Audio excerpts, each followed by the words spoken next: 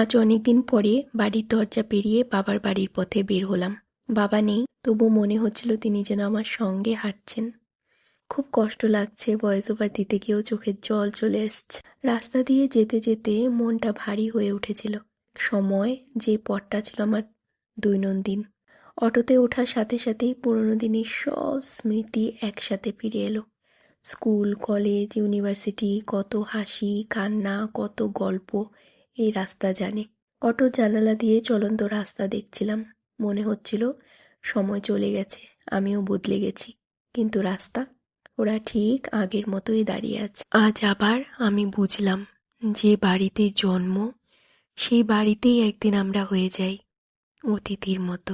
অটোতে বসে থাকা আমি আর আমার মেয়েকে দেখে মনে হলো আমি এখন মা, কিন্তু আমি আজও কারো ছোট মেয়ে। সেই পুরনো বাড়ি, এই মোড়ে একদিন বাবা অপেক্ষা করত, আজ শুধু নীরবতা অপেক্ষা করছে। বাবার বাড়ির মোড়ে নেমে হঠাৎ বুকটা কেমন যেন খালি হয়ে গেল। গেটের দিকে হাঁটতে হাঁটতে মনে হচ্ছিল এটাই সেই বাড়ি যেখানে আমার শৈশব রয়ে গেছে, যেখানে আমার প্রথম হাসি, প্রথম কান্না।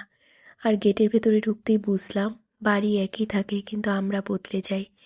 সময় বদলে দেয় অনেক কিছু, তবু এই বাড়িটাই আমার প্রথম পরিচয়, প্রথম স্মৃতি, প্রথম নিরাপত্তা।